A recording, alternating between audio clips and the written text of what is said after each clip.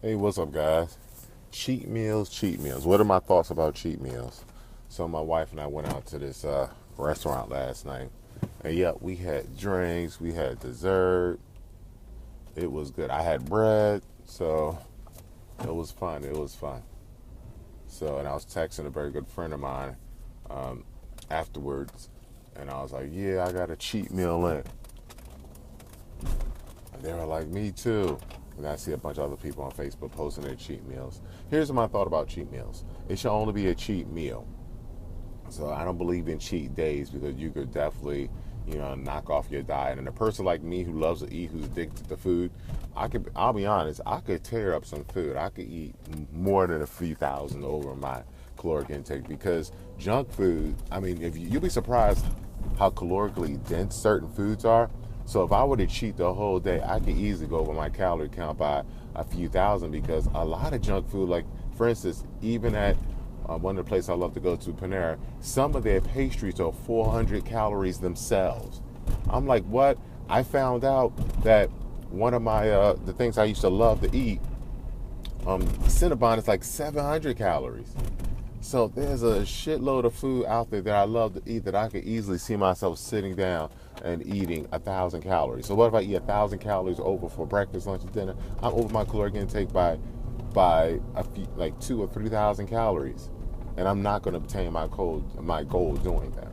So here's my thing about cheat meals. I make sure it's just a cheat meal. That's number one. Number two, I make sure it's not on the same day as a rest day. So if I'm doing a cheat meal, I know I will have worked out that day or will work out that night. That's not going to be the same day as a rest day. Even if it's a scheduled rest day and something happens where, I'm going to go out with some friends or family, guess what? I do something. I repeat a workout or do an extra workout or something. Just say I'm going to do 200 burpees real quick, but I don't make my cheat day the same thing as my rest day. Um, Another thing that I do with my cheat meals, I try to establish some type of parameters. For instance, if I'm going to drink, I'm not going to have carbs with my food, or I know I'm just going to have, if I'm going to have dessert, I may not drink. Well, yesterday I did both. That's a rarity.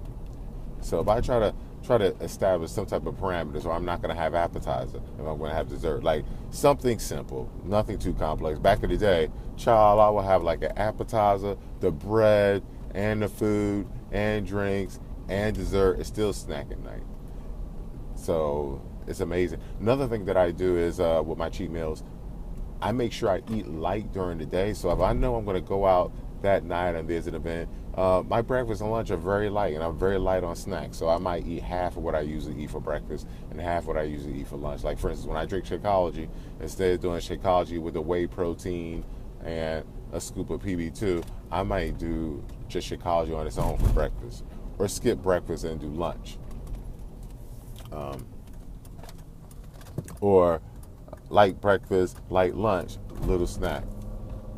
So that's what I do. So I make sure that I'm eating very light for the rest of the day, just to keep my total caloric intake. So by the time I, hit my by the time it's time for me to go for hanging out with people, depending on how crazy it is. Like if I know I'm going for beers and wings with a bunch of people, or I know I'm going to a barbecue, I'll be honest, I'll have throughout the day a few hundred calories, and then save all my calories for 5 o'clock in the afternoon for that big dinner if I know it's going to be crazy, you know.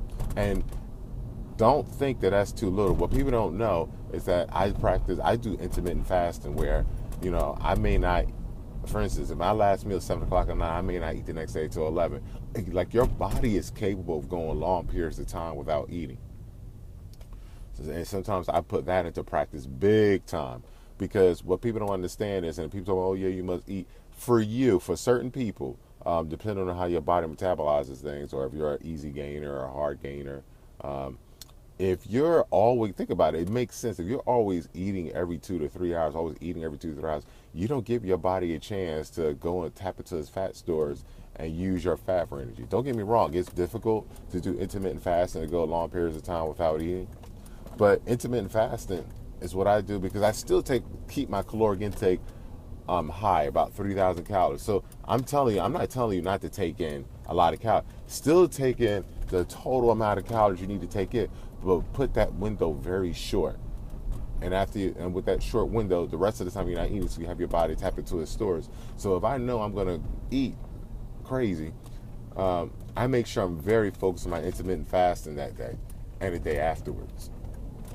Oh, another thing I do, I eat light the next day. So basically, I'm just telling you ways that you can still enjoy life, because life is short. I will never sit up here and tell you I'm going to have a life where I'm never going to have dairy. I'm never going to eat pizza. No, I'm going to enjoy that. I'm just not going to have it every day. And I'm not going to, and another thing I'm going to do with that practice is I'm going to make sure I do other things to mitigate that. Now, if you're eating crazy every day, then that's different. You're not going to lose weight. You're just not. No way you could lose weight and eat pizza every day. You just can't.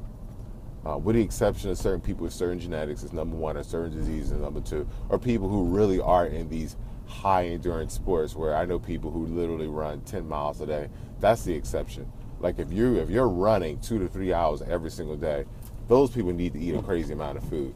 Michael Phelps, rumor has it, he takes in like 8,000 calories a day. But you got to remember, he's swimming. That's a whole body exercise. He's swimming 8 hours a day, your whole body. So yeah, if you're literally working out, balls to the wall, 8 hours a day, okay, you might need to take in like a whole shitload of pasta, pizza. But most of us aren't doing it. Most of us get our little workout in 30 minutes to an hour a day, and we spend the rest of the time doing either low level, even if you're a paramedic or something like that, something active, or a teacher, you're still not going balls to the wall like an Olympic athlete, because I see a lot of overweight teachers, paramedics, and doctors. I'm active sitting up, standing down, standing up, and sitting down, but I'm not putting in no Olympic athlete type hours. All right, so that's my guide to junk food. Peace.